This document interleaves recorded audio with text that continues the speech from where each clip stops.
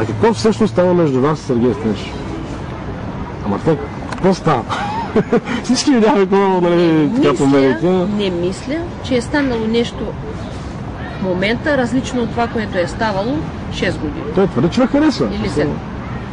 Тя разправя. Нали може да прочетете лицето на човек? И освен това, не ме гледай какво говоря, гледай ме какво върша. Значи нямате някакви конкретни такива между себе си? Не, що да правим от този филм битовизъм? Да. С моите междуособици с някакво. Това няма никакво значение за живота. Окей. Без значение от ситуацията около вас напоследък, вие все още народен представител от БСП. Защо студентите гласуват за БСП и не лидер Сергей Станишев? Какво им донесе стария мандат на БСП и какво би им донесе един нов? Съм аз най-добрия агитатор. В създадената ситуация. Да. За Сергей Станишев да гласува той, който го харесва и който смята, че това е добро.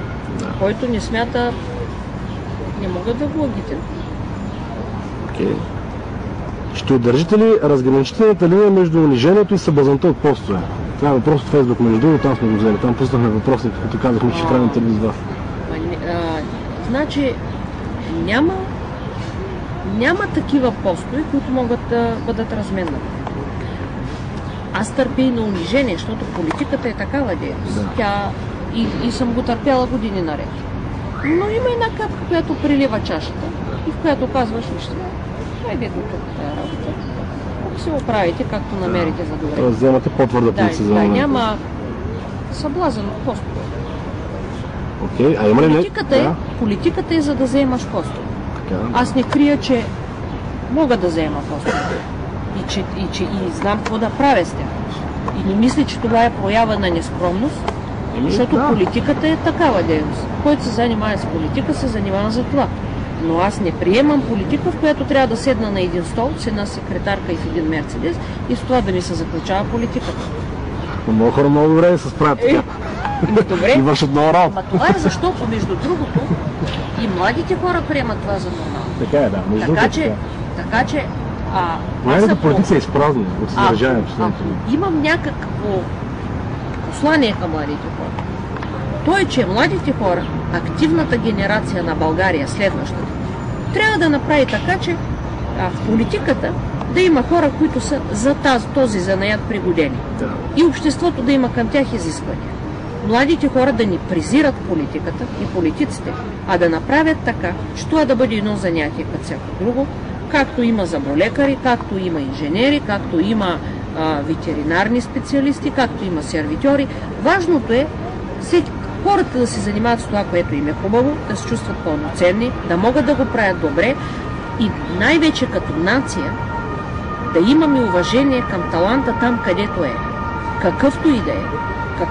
Какъвто е наплив към политиката на реализирани хора, които се справят добре, прекрасно се справят в своите области и биха били много слаби политици. Било много престижно. Ние сме като обществен плювалник, но било много престижно да те плюят обществено. Да те плюят обществено. Не мисля, че...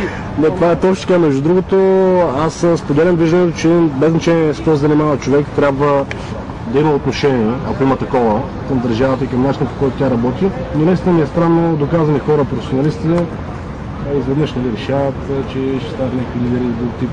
Да, може би модерно. Велик артист, най-великият. Да. Трябва да стане министър на културата. Защото ти няма да останеш в историята като министър на културата, ти ще останеш като артист, защото си голям артист, не си голям министър.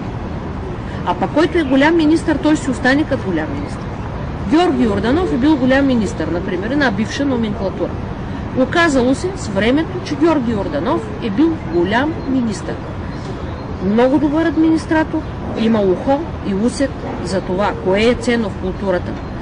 Подкрепил е всички и сега може да го видите на концерти в зала 1 на НДК, на симфонични концерти, може да го видите на цирк, може да го видите на естрадни концерти и може да видите отношението на творците към него и да видите, че дори когато той не е никакъв, ни име началник, нищо не могат да очакват от него, те пак го уважават. Да. Така не е важно къде си, важно е кой си къде ще. Окей. Има ли нещо, което би ме карало все пак да смените политическата ориентация? Политическата ориентация включва формация, По-скоро да. която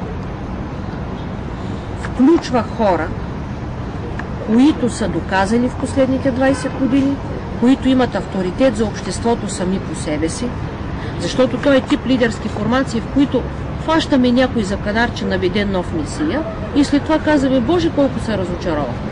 Не. Убедено даване на държавата, на формация и екип от хора, които са познати обществено, които в тия 20 години е видяло обществото, че са и добри управленци, разбират за какво става дума и които могат да работят помежду си спокойно, без да се ревнуват, без да си завиждат, без да смятат, че има място за един единствен човек, който да бъде назначен. Без да се подреди държавата, без да има едно нормално управление за удобство на всички, дори не бих казала в интерес, за удобство на всички, няма напредък. Това да означава, че бихте работили за социалистическите идеи в друг формат. Да, точно така. Мога да работя в друг формат, мога да работя и за промяна на социалистическата партия в посока на този формат, защото моят политически опит е показал категорично, че няма табелата, може да има значение за някакво време. Ограничено обаче. Табелите могат да бъдат разсипани, както са разсипани империите, както са разсипани великите държави. Австро-Унгарската империя за няколко години е престанала да съществува, историята е отвяла, пък и тя е имала велика история. Трябва да има консистенция в една партия. Трябва да има съдържание, трябва да има нещо, което да привлича хората и те да знаят защо са заедно. Кой ги използва, за какво ги използва, къде са те, върху какво работят, какво ще правят. Те трябва, лидерите им трябва да ги кефят. Тази работа, дето някой непрекъснато с интриги, с простоти, ще се мъчи да стои някъде и обречен. А да очакваме ли скоро стъпки в тази посока или? Нека да свършите с мутата. Окей, предпоследен въпрос. Кога най-накрая ще размажете мухата от профила си във Фейсбук? На вашата снимка там вие са една мухоловка, така ще плеснете една муха. Кога ще размажете тази муха? И кой е мухата? Това е свързано с следващия ви въпрос. Не с предишния ви въпрос. Ясно, да. Добре, значи да очакваме пък, ще видим кога. Окей, последен въпрос, тъй като все пак сме на кафе. Кой според вас трябва да плати сметка? Вие, защото сте ми поканили. Окей, добре, тогава беше много приятно. Надявам се да видим пак. Всичко добро ви желание, успехи в бъдещето начинание. Всичко добро.